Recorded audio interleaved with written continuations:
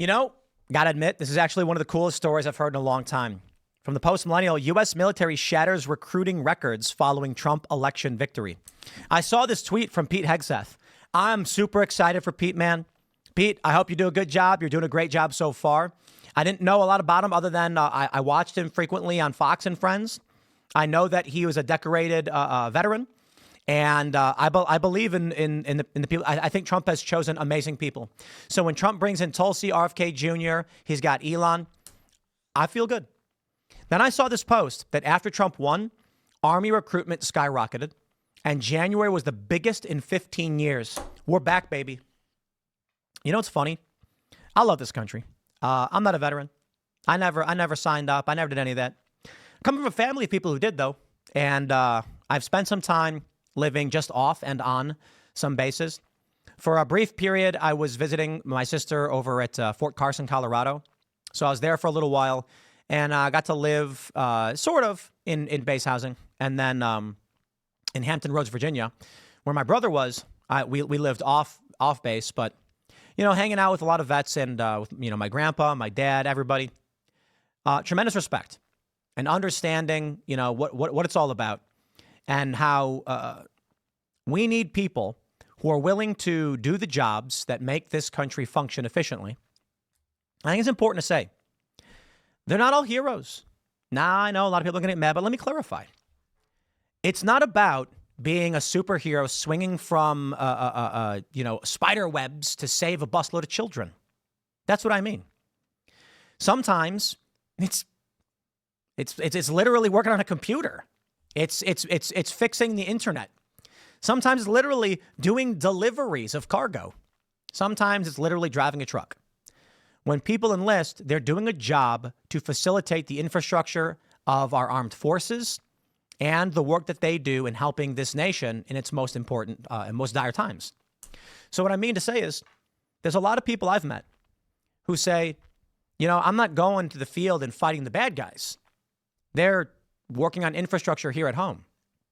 And there was, remember Nathan Phillips? He called himself a Vietnam era veteran. Now, a lot of people ragged on him because they were saying the media was lying, calling him a Vietnam vet. He wasn't in Vietnam. He repaired refrigerators. Okay, fair point. Stolen valor stuff is bad. Tim Waltz, he was claiming false rank.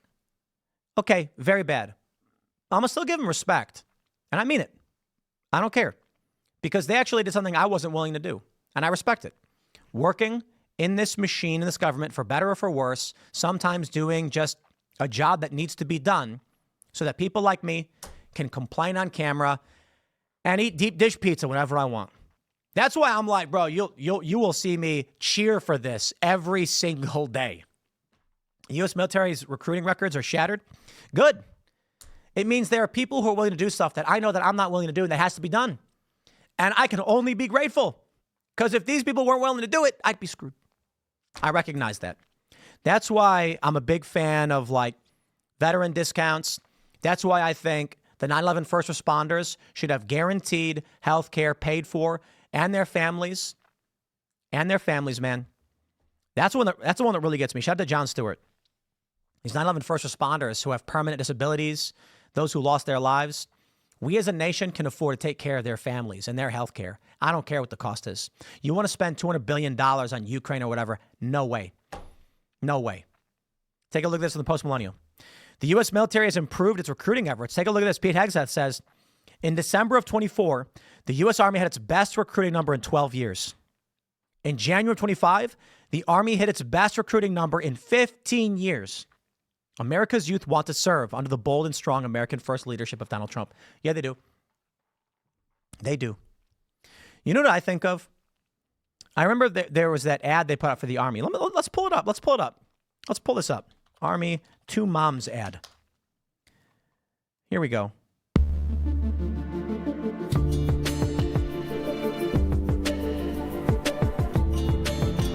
Is this actually the ad? The Calling. We're going to play it. This is the story of a soldier who operates your nation's Patriot missile defense systems.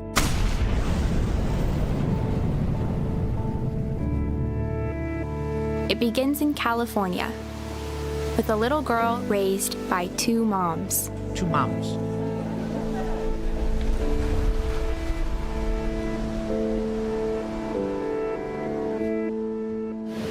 Although I had a fairly typical childhood, No, you didn't. You took had two ballet, moms. played violin, I also marched for equality.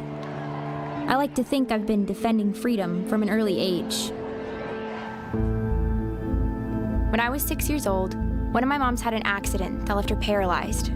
Doctors said she might never walk again. But she tapped into my family's pride to get back on her feet, eventually standing at the altar to marry my other mom.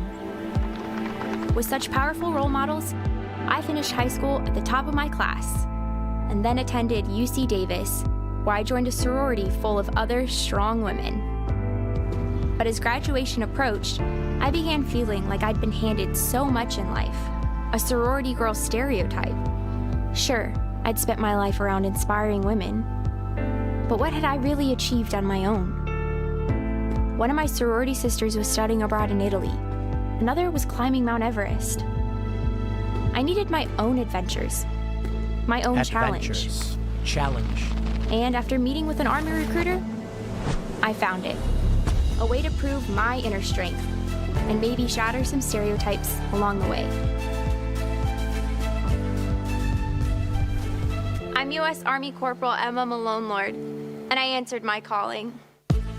So I'm just going to pause right there. I'm going to say this. I respect Emma. I really, really do. And I respect that she was willing to enlist and do that job, and her finding her challenge and her adventure. I respect it tremendously, and I think a lot of young men feel that way too. The reason I bring that up is I don't respect the Army's recruiting effort on that regard. This is 4 years ago now. They put out this video, two moms marching for pride, and young men are going to say, I'm not interested. That's not adventure to a young man. And a lot of people said, you need to understand, the Army's goal here is to bring on administrators.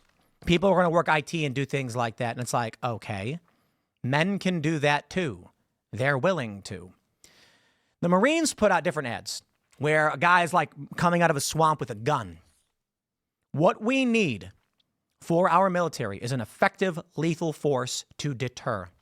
Peace through strength. You know, you see a guy who's 6'6". How about this? Colby Covington. Like, that dude can just stand there and say, you're not fighting. And you're not going to fight him. You're not going to try and fight that guy. You know? Sean Strickland. That guy's going to stand there and be like, we're not fighting. He doesn't need to fight.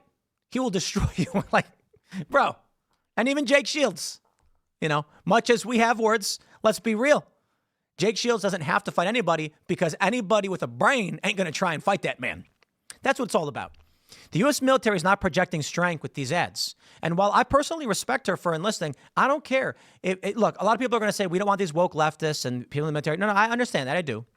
But I'm still going to at least be like, there is a line where when you say you want to serve this country and you want to, you basically put your life on the line in one way or another, I respect it. Because I was never willing to do it. I wasn't. And not that many are. But now we're seeing record numbers because it's a reversal of that ad. No longer about my two moms sorority girls. Now it's about men being strong to protect their nation, to stand with Donald Trump, to cleanse this nation of the corruption, to actually bring our troops home and defend this nation. Stop being this ridiculous global hegemonic garbage. And people believe in it. And I respect it, man. I'm excited to see it. This has been, I don't know. It's been absolutely incredible to see these past few months. America is back. You know, so when I saw this post from Pete Hegseth, I was just like, this is the coolest thing ever, man. I hope we handle this power responsibly. I hope we bring back that American spirit. This 4th of July is going to be beautiful. It's going to be absolutely beautiful. I'm stoked. Shout out to Pete and Tulsi RFK Jr., Pam Bondi, Kash Patel. It's like a real system of leadership is back in this country. An actual structure with plans and a vision, I guess my question now becomes, what is after Trump? You know, if Trump can do all of this now, will the deep state strike back? After Trump leaves, who do we have to carry on this resurgence in American national pride? And how will the left respond? Well, I certainly don't have the answers. I can only tell you now, my friends, let us bask and enjoy it because it's been beautiful. I'll leave it there, man. Smash the like button. Share the show with everyone you know. Of course, you can go to castbrew.com and pick up coffee to support the show. And click the link in the description below for our Green Room show. It really is good, guys. I've been chatting out all week, the Mary Morgan episode with Terry Schilling. People are hitting me up like crazy, being like, please do more of that. That was incredible. And I'm like, yes. Like, if it means people sign to be members, like, let's go. So thank you all so much for hanging out. Stay tuned. More shows, more segments to come, and we'll see you all in the next bit.